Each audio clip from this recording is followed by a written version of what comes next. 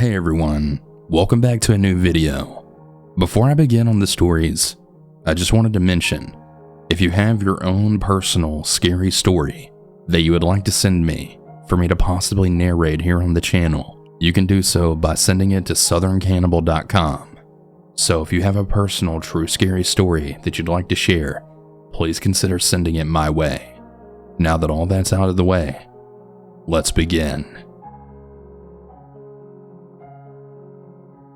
Now, for a bit of context, my mom and I were supposed to go to Disney and Universal when I turned 16 for my birthday, but because of COVID, that never happened. Fast forward to last December. I'm 17 years old and we were finally able to go. After having a splendid time at Universal, we had headed back to our hotel room to wind down and maybe get a bit of shut-eye. Fast forward to 8 p.m. and I'd started to get thirsty. I asked my mom if she wanted anything to drink as I was going to the vending machine, reaching for my backpack. Now, this is when I really felt like an idiot, and I shouldn't have listened to my mom. You know you don't need your backpack. Just take the room key, your card, and go, my mother retorted, handing me the key card. Leaving my backpack behind and grabbing $1 just in case, I then nodded at her and left. After looking around for a bit, I eventually stopped on an older man, probably in his 50s to early 60s. For a more clear image of what the man looked like, imagine a taller Beverly Leslie. "Excuse me, where's the vending machines at?" I asked him. He stopped what he was doing, and he led me the way. "Now just let me know if you need anything else," he said, then giving a somewhat creepy smile. At first, I just brushed it off, thinking he was trying to be nice. Well, as I walked into the corridor of the vending machine, it didn't take my card. I tried again and again for at least 3 minutes, but to no avail. All of a sudden, there was that same old man again. "Did you get it to work?" he asked. "No, it won't take my card," I said, and grabbed the $1. "Hopefully this'll work." I gave him a smile and turned my back to him. He then mumbled something and left. After trying about 5 times, I just gave up at this point and walked to the elevator. And what do you know? There was that same elderly man again. "If you want, I can give you some change for $1. he offered. Knowing there was no way out of this awkward encounter, I nodded, and we did do the exchange. Something was off, however. His smile turned more sinister as he glanced at me. Thank you." I then smiled and left. As soon as he was out of sight, I bolted down to the lobby where the gift shop was. I grabbed all the drinks I wanted, paid, then ran past the hallway to the stairs. I really wish I could say that was the end of it, but it wasn't. Around 2 a.m., I'd woke up from a nightmare. I'm diagnosed with PTSD, so night terrors are fairly common for me. Anyways, I had heard someone knock on the door. "Room service!" Someone called out. The voice sounded really familiar, and it didn't take me long to find out who the voice belonged to. It was the creepy old man. I didn't say anything. I didn't even move. Now, how could he even know what my room number was? I looked over at my mother in fear, but she was still fast asleep. He began knocking at the door. The sound of the door haunted my ears, but the more knocks the man struck at the door, I'd remembered that our room number was on the key card. Well, about 15 minutes later, the man gave up and left. After the adrenaline rush of that 15-minute encounter, I passed out. I never saw him again after that, but that was our last night staying there. And that's why I'll never stay at the Universal Studios Hotel ever again.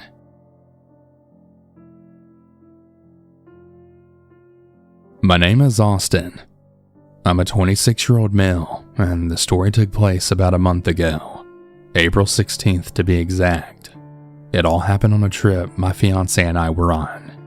I had just moved down to Florida for a chance at better opportunities for myself than where I was previously living. Being I had never been to Florida, and my fiancé had lived here most of her life, there were things here that she experienced that I never had. So to help ease my transition from moving to an entirely new place, she suggested we take a trip to the Universal Orlando Resort and just have some fun together. Now, we had planned this all ahead, and with the tickets being so much money for only 2 people, we had opted to go for a cheaper hotel to bring the price down a bit for the trip. Big mistake. Once we got to the hotel, a day before we were to visit the resort, we immediately could see why it was so cheap. It was a Quality Inn, but by the looks of it, it was a previously rundown hotel that Quality Inn bought and just slapped their name over. The room was nothing special, and as soon as we walked in and I sat on the bed, the frame actually broke.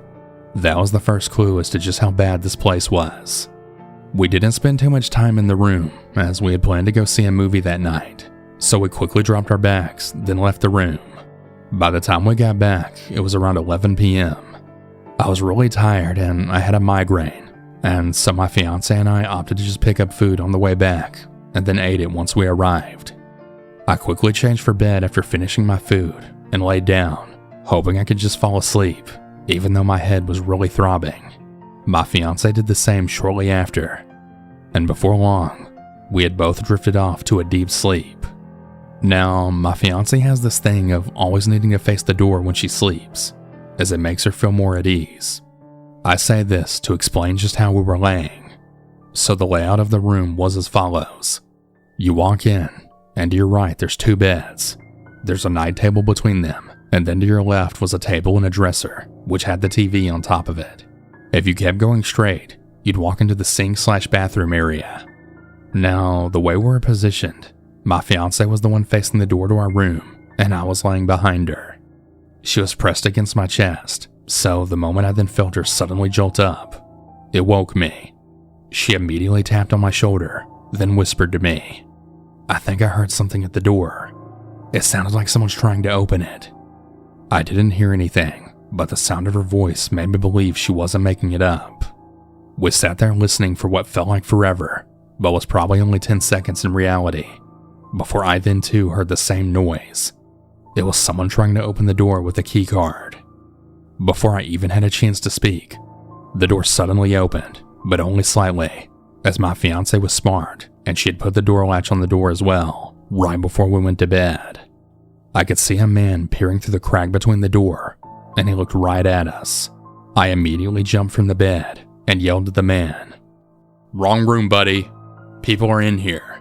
The man then mumbled something, but I wasn't able to understand him. He seemed intoxicated, and he was speaking in a language that I couldn't understand. But what he did next didn't need words to explain it. He then tried to push the door open with his hands, which was met again with the same response from me that I just told him. But this time I yelled it with more force, trying to scare the man away. Now, I'm not the most imposing guy, but I am pretty well built for my height and size. So I thought if anything, I could at least sound intimidating enough that it would scare him away. I was wrong. After I shouted at the man, he had stopped pushing on the door for a brief moment, before then slamming his shoulder into it, trying to break it open. My fiance let out a scream and yelled for me to stop the man from coming in our room. From what I could see of the man through the crack of the door, he was a pretty hefty guy. He had to be at least 6'1" and weighed over 250 pounds, so there was no way I was going to be able to stop him by strength alone. I grabbed the car keys off the table that my fiance had thrown down earlier after we got back earlier from the movie, and I held them in my hand with the keys between my fingers. I made the choice that if this man came into our room, I was going to swing until I couldn't anymore. I ran him to the door, flinging my body up against it, throwing the man back just enough to shut the door again. He immediately ran back to the door and threw his weight into it, while screaming words that I couldn't understand. Next to the door was a window, and I'd finally caught the best glimpse of the man that I'd seen yet, and it confirmed my predictions of his size. I then saw a woman who I can only assume was his wife, along with 2 kids by her side. I couldn't believe this guy was acting this way right in front of his family like that. I then snapped back to reality on what was going on. My fiance is now screaming that she's calling the cops in the front desk. Suddenly the man stopped, and I could then see him ushering the woman and kids away into an SUV that they all hopped into. It was a matter of moments, and then they were gone. I didn't know where they went, but I told my fiance to call the front desk anyways, just to let them know what happened. Nobody answered, so I'd made the choice to go to the front desk myself, and then speak to whoever was working the night shift that night, all the while not knowing where the man had gone to. I told my fiancé to lock the door, and I'd be back. Once I walked into the lobby, there was a line already forming, so I had to wait for what felt like forever. After about 20 minutes, I was the second in line to the desk when a lady approached the counter and then spoke. My eyes then darted to her once she started to speak, as the words she said not only sent a chill down my spine, but made every sense in my body become fully aware of my surroundings. We just used this key card to get into a room, but there was already people in it. It was the wife of the man who just almost bust down my door. And once I looked behind me and back out through the doors that open up to the lobby, I could see that same man standing there beside the SUV that I'd seen him and his family drive off in. I didn't want to move, and I didn't want to draw attention from him to myself, not knowing what he'd do if he noticed me. But I very slowly turned my head back towards the desk and kept it that way. Eventually the lady left with a new key card, and I then approached the desk. I explained what had happened, and the lady behind the desk told me it was her fault, and that she had given those people the card that went to my room by mistake. I was so angry that this woman just seemed to act as if what had just happened to myself and my fiancé wasn't anything to be concerned over. I told her to write down a note, and that I'd be back in the morning to speak to a manager about leaving early, as well as getting a refund, before then storming back out into my room, more pissed off than I wanted to admit. Now, my fiancé didn't want to stay there for the night, but it was already so late that we decided we'd just stay the night and get it over with. Once morning hit, we packed our bags and we had made our way to the front desk, fully expecting the manager to be filled in on what had happened. But once we got there, we found out this wasn't the case. The manager knew nothing of what had happened, and had even said that they asked the person working the night shift that night if anything had happened that they should be aware of, and she told them no. I was again way more pissed off than I wanted to admit, but the manager quickly gave us a refund and checked us out early, all while apologizing over and over for what had happened. At that point, I just wanted to get my fiancé and myself the hell out of that place. So I just said thank you, signed the needed papers, and we left. The rest of the trip was really great, and we had an amazing time at the resort. We ended up spending the extra money to get a better hotel for that night, and it was well worth the money. I really want to thank my fiancé for having the awareness to put the latch on the door for an extra layer of security to our room that night, because without it, that man could have simply walked right in, and who knows what he would have done. Even with his family there, he acted as he did by just not being able to get in, so I don't think they would have stopped in any way from doing worse had he got in. Always be aware of your surroundings, and if you ever feel unsafe, don't compromise. Make sure you always feel safe anywhere you're staying, and always make sure to have that extra layer of security if it's there. It very well can be what saves you.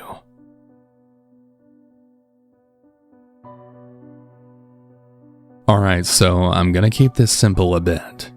My name is Junior, and I'm a 24-year-old male. This all took place when I was 22. Plus, during this time, I was semi-homeless and dealing with a lot of drug problems, as well as a lot of mental depression. I was hanging with my friend who I was sorta hotel hopping with at the time. We'll call her L. Well, we'd got a room at a Motel 6 in Carlsbad Beach. We ended up at one though that immediately reminded me of Pomona or Inglewood, mainly because of the constant homeless people hanging around, plus random smoking dope and shooting up their arms in public. Yes, in public in broad daylight. We were sleeping in our room, and we had double beds. She had one, and I had one. I was only sleeping for a few hours, when I then woke up in the middle of the night at around 3:30 a.m. I then saw a tall, skinny white dude with long, dirty blonde hair, and he smelled like straight-up piss, and he had the occasional torn and ripped-up camp clothes. He was leaning over my friend while she was asleep, and even going through her bags. I sat up slowly, but mentally prepared myself first, just in case I'm gonna have to possibly beat this guy up or kill him. I sat up, making no effort to hide my presence. He then turns around and sees me. We're now making eye contact, but aren't saying words. We just stared at each other for what felt like 30 seconds, before he then just slowly walked out of the room. I was so damn scared in my mind, but physically I knew if something was going down, I was gonna have to protect me and Elle. She never woke up or anything after that. But the next day she woke up and she had started freaking out, only because when she looked through all her bags, and I do mean all of her underwear was gone. Yeah, what a fucking creepy ass weirdo. Well, she gets really pissed off, and I ended up telling her what happened while she was asleep. Once I told her what happened, she turned white as a ghost. We go out for breakfast that day to try and lighten the mood, plus to make light of the situation, but right when we're walking to Swamis, I had noticed that same exact man just staring at us while leaving the Motel 6 grounds, but he didn't follow us. Moral of the story: always put the safety latch on your room's door whenever it comes to staying in hotels and motels. You never know who's watching you, or who may be able to pick the lock, even if it's one of those doors that require a key card. Stay safe, y'all. And also, to that really creepy guy that was possibly, but most likely going to do something really bad to my friend, let's hope we don't meet again, because I now have a Glock.